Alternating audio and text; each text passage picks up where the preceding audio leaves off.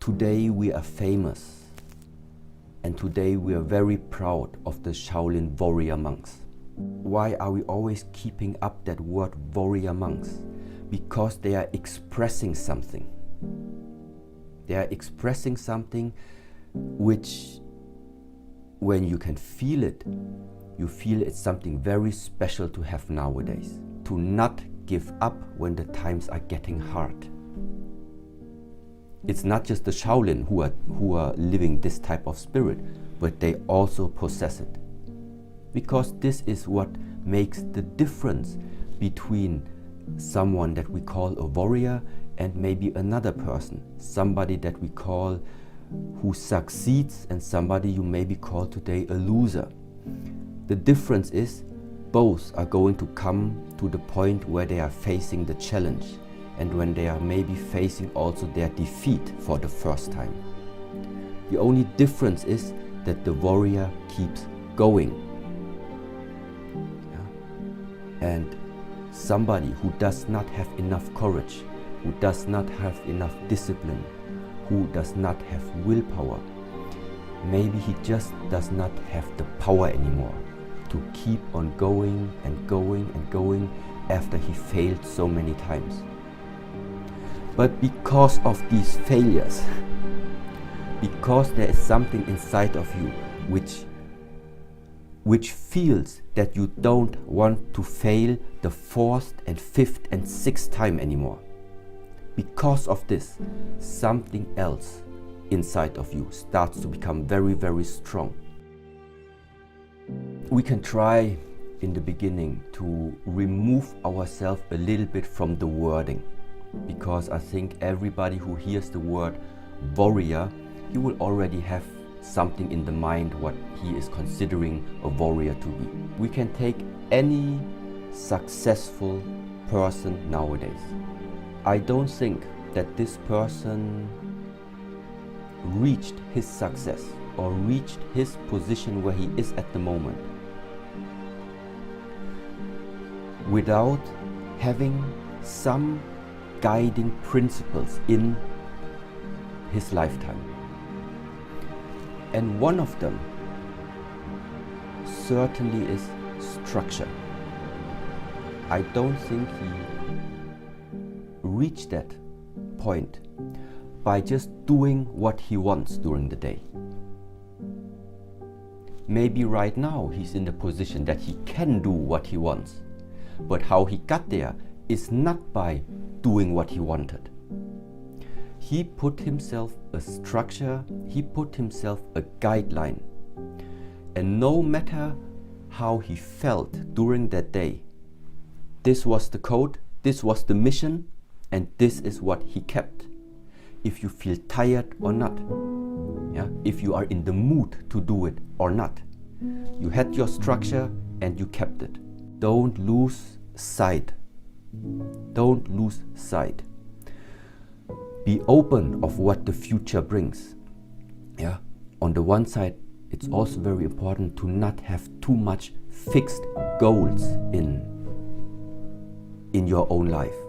So that means don't make too concrete pictures in the mind of how the future should look like. But what all of life's purpose, all of the 24 hours day you do have, is that you can shape the direction of where those goals are going to appear. So it is the direction in a way that we are shaping. It starts really with the simple things.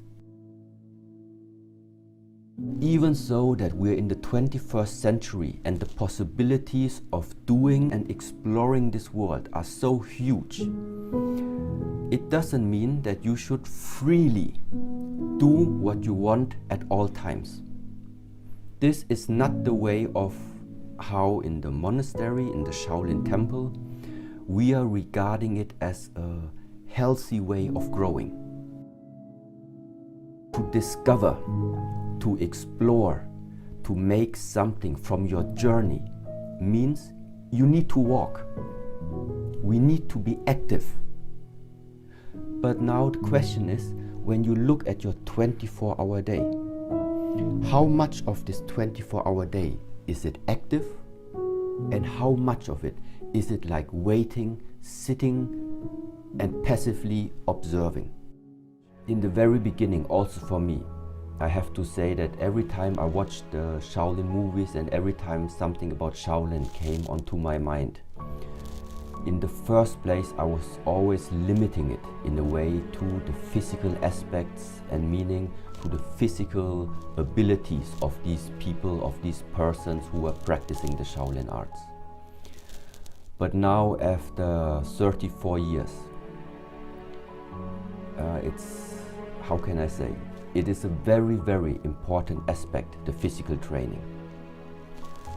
But there will come the time when you simply have to realize that it's impossible to keep up this physicality on the long run. No matter how much performance you can deliver at this very moment. But just due to the simple facts of we are getting old, we are having more restrictions inside our body, it's impossible to keep up that performance on the long term. So therefore, it becomes very, very relevant that there are other aspects about the human, about yourself, which is more sustainable and that you can keep up for a much, much longer time. I became better because I compared myself with others. I saw how others were doing their performance. I saw how skillful other people were.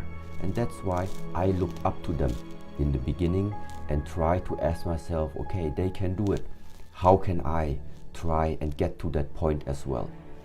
And so that means competition and that competitive mind in the very beginning was an important aspect of, how do I say, of challenging yourself and of also trying to get the best version out of you. But meanwhile, things just have shifted a little bit. And the purpose right now, why I'm training, why I'm still pushing myself, now it has shifted that I don't have the competitive mind in comparison to somebody else, but now it's really to myself only. And that means that it's endless in a way. It becomes endless, this path of how much you can grow. Because you simply just take yourself as that one person that you try to improve. And at the same time, because now it's yourself that you are taking as this idol and as the best version comparison, this also means you have a much deeper insight into the person that you're comparing yourself with. Because before, you saw the physical abilities and you saw the skills of another person, but sometimes you didn't see their character. But now, because it is yourself that you are facing with, now you can dive much deeper into what you are actually made out of.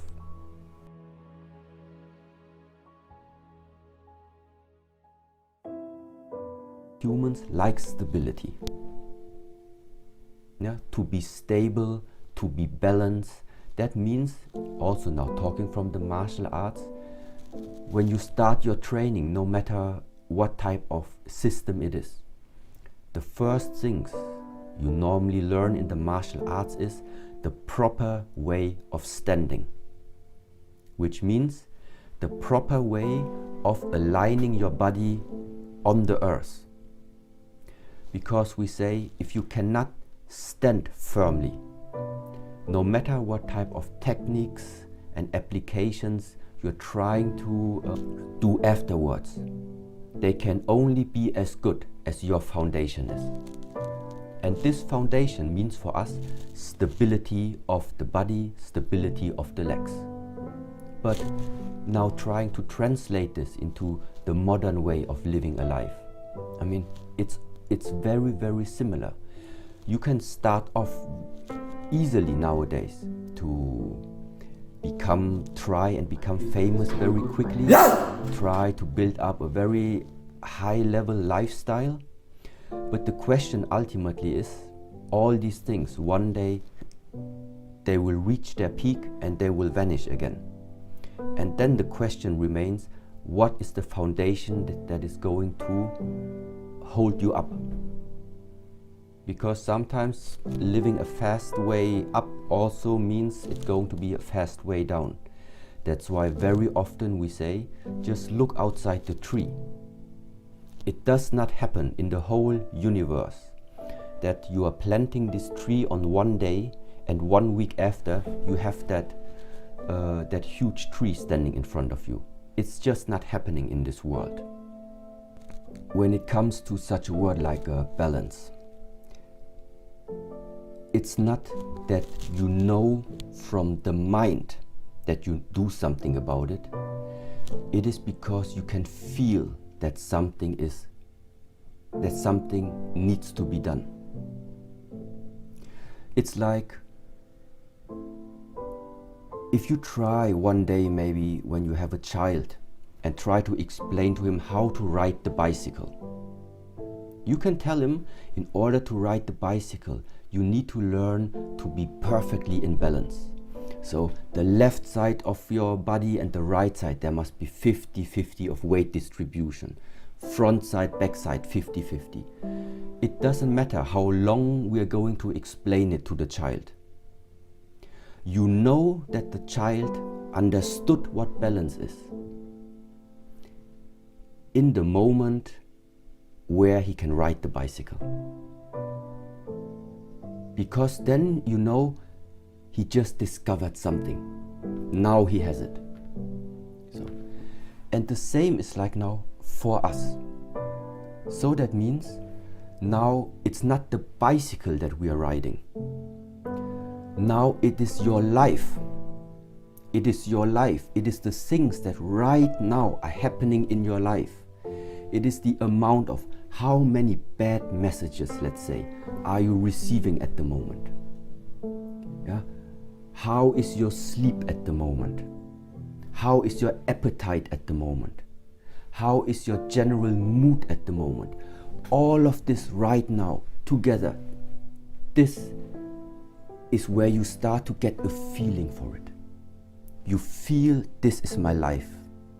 This is how my life feels at the moment. And when you now feel that something is not correct there, then you balance it out. And the easy way to just balance out, this is what we describe as there is an observation part and there's an active part. For many people, I think to start with those two levels of balancing would already be enough. That simply means maybe you are too active in some parts and maybe you're too passive in other parts. No matter in what you are investing it, every one of us has 24 hours that we can work with. Any other skill that you can develop in this world, any skill must be nourished over and over again. And this is why there is the saying, for example, the real skill, the Gong Fu, what we call Kung Fu, yeah, it's a skill attained by investing a lot of effort.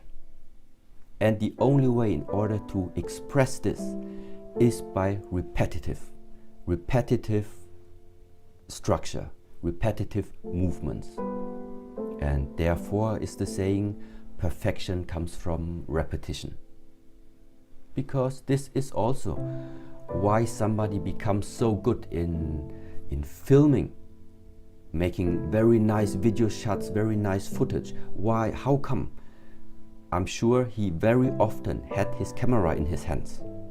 Somebody who is practicing or is in the martial art fields, his lifetime, his 24-hour day must be filled with martial art way of life. So in order to know in what is a person good in, you just need to look at the 24-hour day, at the 7